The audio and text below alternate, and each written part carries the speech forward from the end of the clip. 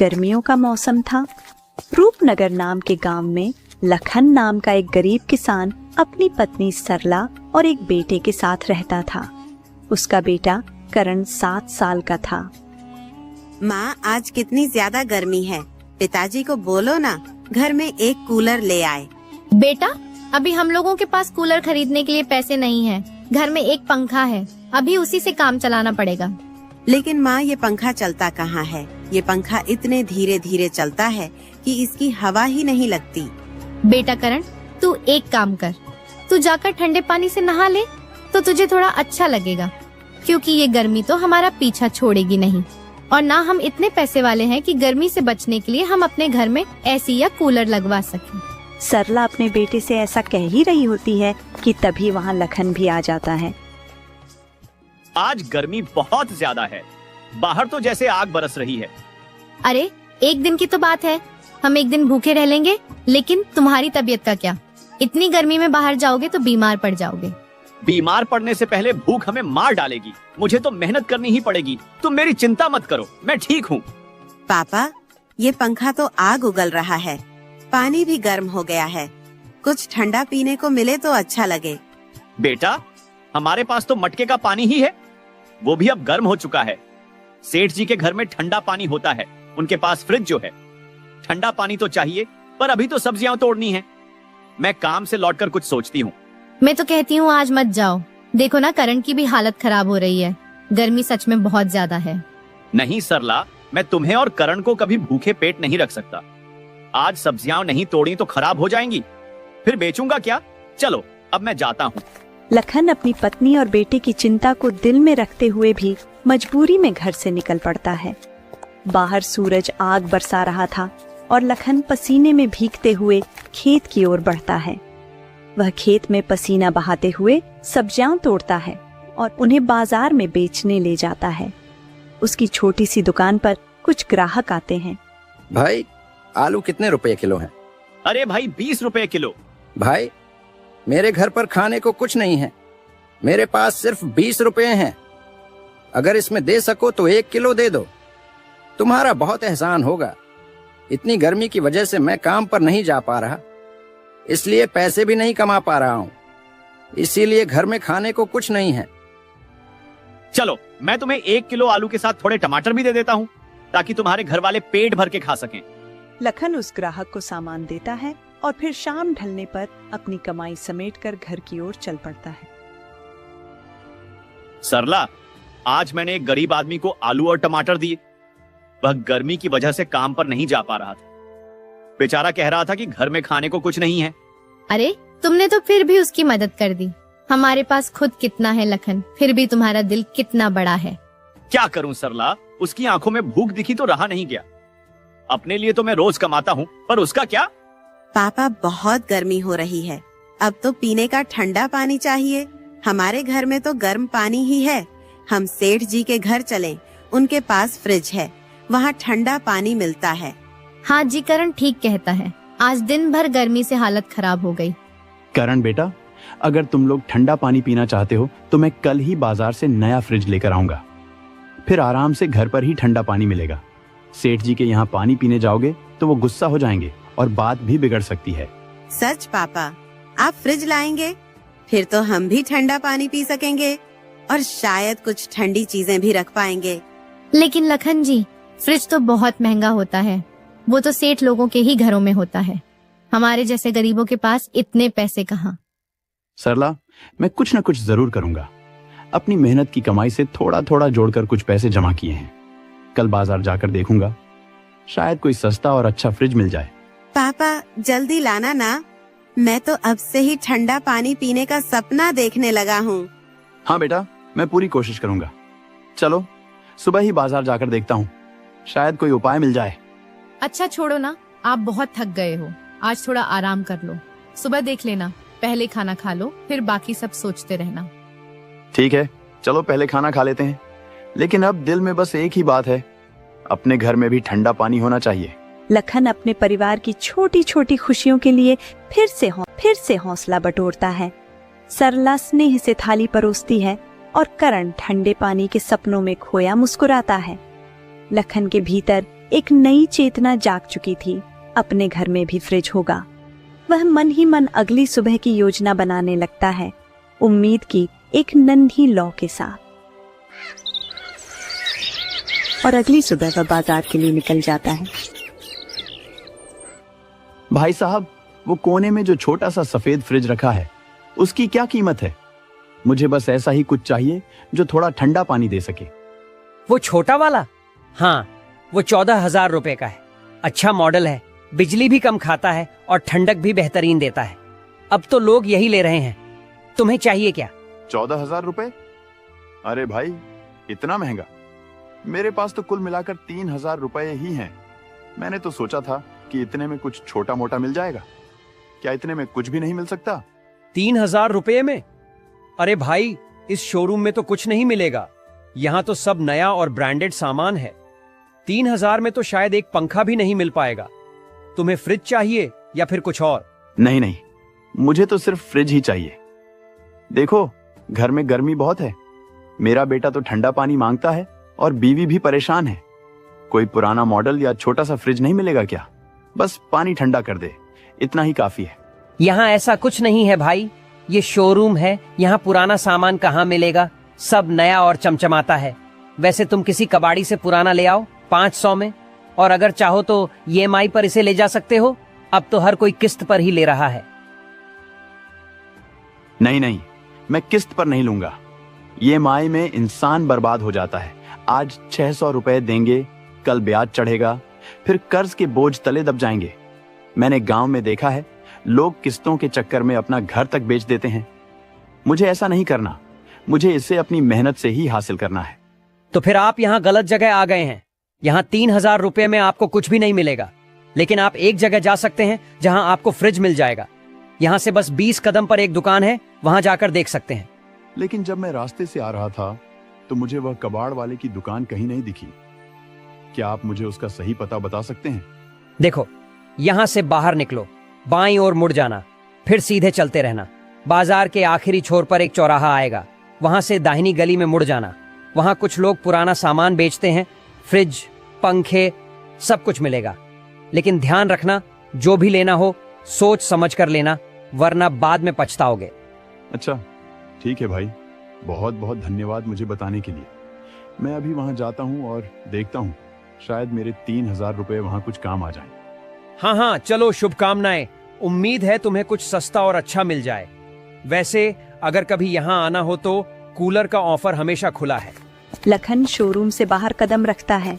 अंदर की ठंडी हवा और चमचमाते फ्रिज मानो उसे वापस खींचना चाहते हैं, लेकिन जेब में रखे 2,000 रुपयों की सच्चाई उसे जमीन पर टिकाए रखती है। चेहरा थोड़ा उदास है, पर आंखों में अब भी एक उम्मीद की हल्की लौ जल रही है। वह दुकानदार के बताए रास्ते की ओर बढ़ता है, मन में यही सोचते हुए कि शायद पुराने सामान की उस दुकान पर उसकी किस्मत उसका इंतजार कर रही हो। कुछ देर चलने के बाद वह एक पुरानी और सादी सी दुकान के सामने खड़ा होता है। दुकानदार भैया, ये फ्रिज क्या बिक्री के लिए रखा है? या भैया, ये फ्रिज क्या आप बेच रहे हैं? हाँ, बिकाऊ है, इसलिए ही तो यहाँ रखा है। क्यों, तुम्हें चाहिए? हाँ भैया, मुझे फ्रिज चाहिए। घर में बहुत गर्मी है और ठंडा पानी मांगता रहता है। लेकिन पहले ये बताइए, इसकी कीमत क्या है?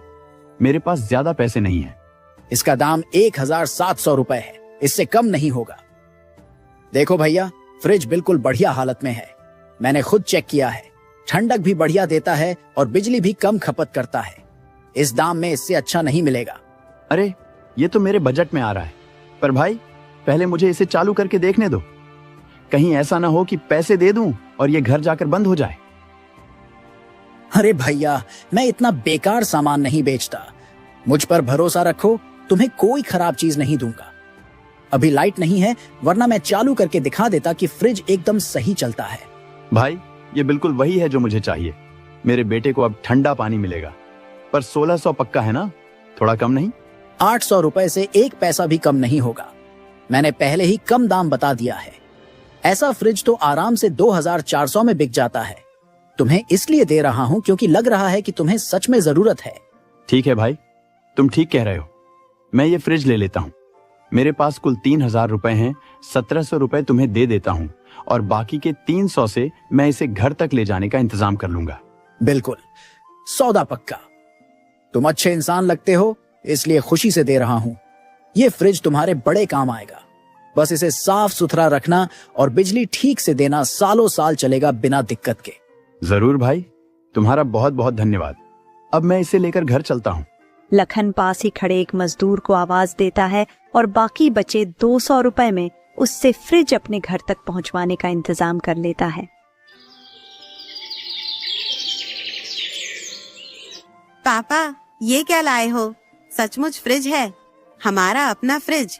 अब हम ठंडा पानी पी सकेंगे, है ना?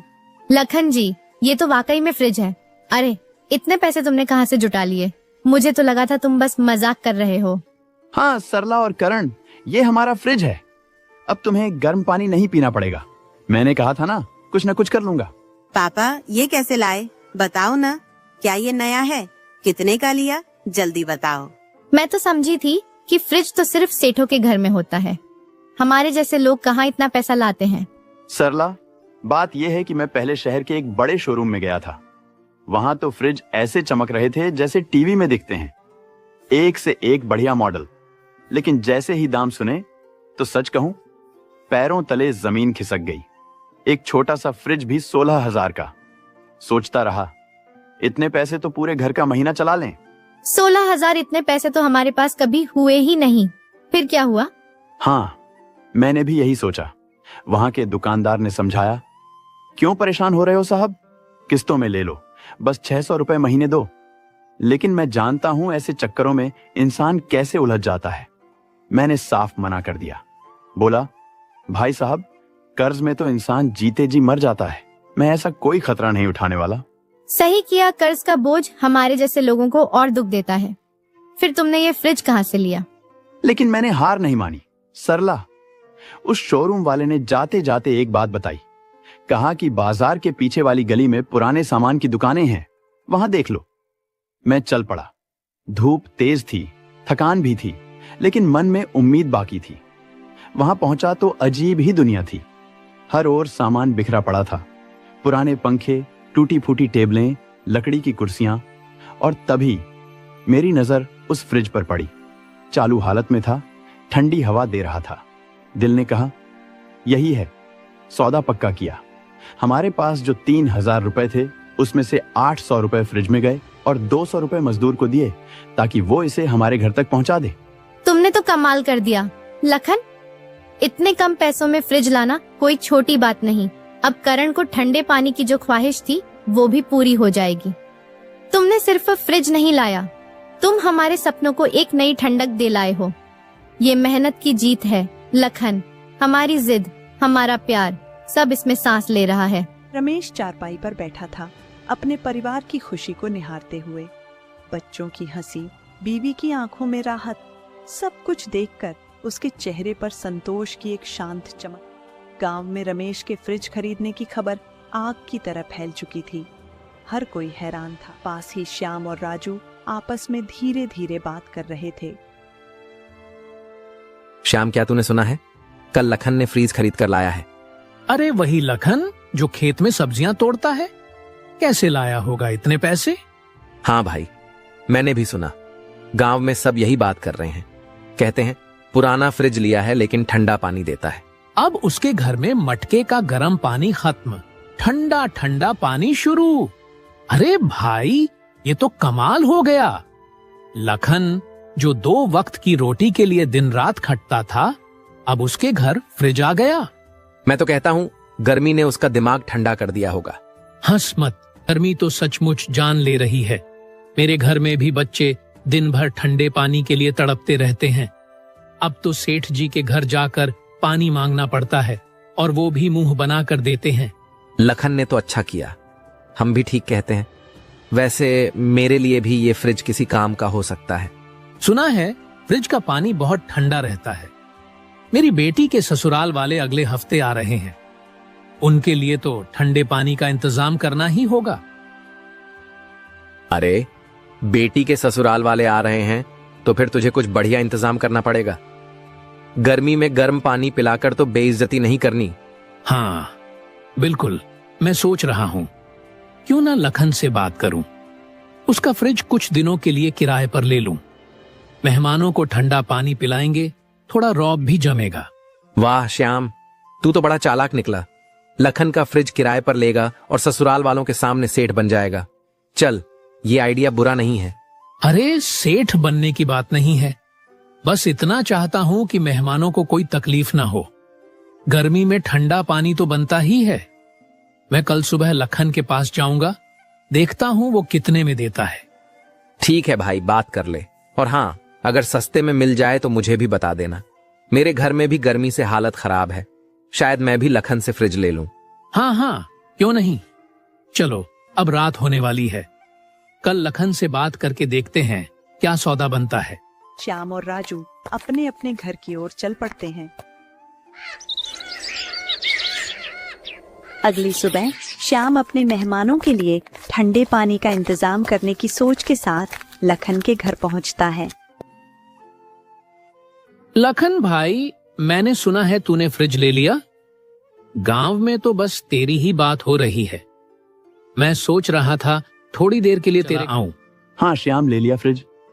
गर्मी में घर वालों की हालत खराब हो रही थी तो सोचा कुछ करना ही पड़ेगा। पर तू यहाँ कैसे? सब ठीक है ना? हाँ हाँ, सब ठीक है। दरअसल लखन, अगले हफ्ते मेरी बेटी के ससुराल वाले हमारे घर आ रहे हैं। इस भयंकर गर्मी में ठंडा पानी न हो तो बड़ी मुश्किल होगी।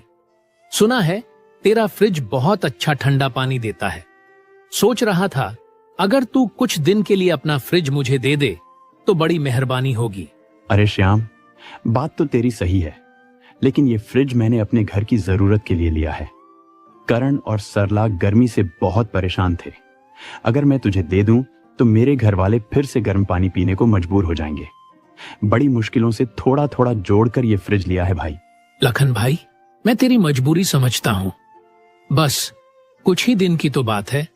मैं फ्रिज का पूरा ख्याल रखूंगा, जरा सी भी चोट नहीं आने दूंगा। अब मेहमान आने वाले हैं और ऐसे मौसम में ठंडा पानी न हो तो इज्जत पर बन आती है। तू तो अपने गांव का भाई है, मेरी थोड़ी मदद कर दे, बड़ी मेहरबानी होगी। नहीं श्याम, मैं सच में चाहकर भी नहीं दे सकता। मेरे बेटे ने ना जाने कितने दिन गर्म पानी पी पी कर बिताए हैं। अब जाकर उसे थोड़ा सुकून मिला है। ये फ्रिज अब मेरे घर की जरूरत बन। तू बुरा मत मान, लेकिन तू कोई और इंतजाम देख ले। सेठ जी के यहाँ से ठंडा पानी मिल जाएगा, वहीं से ले आया कर कुछ दिन। अरे लखन, श्याम की बात तो सुनो। श्याम भाई, आप कह रहे हैं कि बस कुछ दिन के लिए चाहिए, तो ठीक है, हम फ्रिज दे सकते हैं, लेकिन रोज के 50 रुपए लगेंगे। उम्मीद है आप इसे ठीक से रखेंगे और समय पर वापस कर देंगे। अरे सरला, ये क्या कह रही हो? ये फ्रिज तो हमने अपने लिए लिया है, इसे किराए पर देने की बात तू कैसे कर रही है? लखन, मेरी बात जरा ध्यान से सुनो। अगर हम ये फ्रिज श्याम को किराए पर दे दें तो इससे हमारा ही फायदा होगा। जो पैसे रोज रोज मिलेंगे उनसे तुम धीरे धीरे दूसरा फ्रिज खरीद लेना। फिर हमारे पास 2 फ्रिज हो जाएंगे, एक अपने लिए और दूसरा किराए पर देने के लिए। इस तरह थोड़ी बहुत कमाई भी होती रहेगी। सोचना, बुरा आइडिया नहीं है। हाँ सरला भाभी, आप बिल्कुल ठीक कह रही हैं। ये तो बहुत बढ़िया बात है। मैं रोज के 50 रुपये देने को तैयार हूँ। मुझे बस 4-5 दिन के लिए चाहिए। मेहमान चले जाएंगे तो मैं फ्रिज सही सलामत लौटा दूंगा। आप निश्चिंत रहिए। सरला, तू सच में ऐसा सोच रही है कि हम इसे किराए पर दें और फिर दूसरा फ्रिज ले आएं? बात तो समझ में आती है, लेकिन अगर कुछ गड़बड़ हो गई तो? ये फ्रिज हमारी सालों की मेहनत से लिया है, बड़ी मुश्किलों के बाद। इसका कोई नुकसान हुआ तो दिल को बहुत चोट लगेगी। लखन, तुम चिंता मत करो। श्याम गांव के अपने आदमी हैं, वो फ्रिज का ध्यान रखेंगे और ये मौका है कि हम अपनी मेहनत को और बढ़ाएं। एक फ्रिज से शुरू किया, अब 2 होंगे, धीरे धीरे और तरक्की करेंगे। ठीक है श्याम, सरला ने तो मुझे मना लिया। तू फ्रिज ले जा, लेकिन ध्यान रखना इसे सावधानी से इस्तेमाल करना। 50 रुपए रोज के हिसाब से 4 दिन के लिए ले जा। लखन भाई, सरला भाभी, तुमने मेरा बहुत बड़ा काम कर दिया। मैं वादा करता हूँ फ्रिज का पूरा ध्यान रखूंगा। कल सुबह मैं ठेला लेकर आता हूँ और इसे ले जाऊंगा। बहुत बहुत शुक्रिया। श्याम खुशी खुशी लखन के घर से विदा लेता है। लखन की समझदारी और सरला की दूरदृष्टि ने उनके जीवन को एक नई दिशा दी। उन्होंने गांव में फ्रिज किराए पर देना शुरू किया और धीरे धीरे 6-7 फ्रिज खरीद लिए, जिससे उनकी कमाई बढ़ गई और गांव में उनकी मेहनत की मिसाल दी जाने लगी।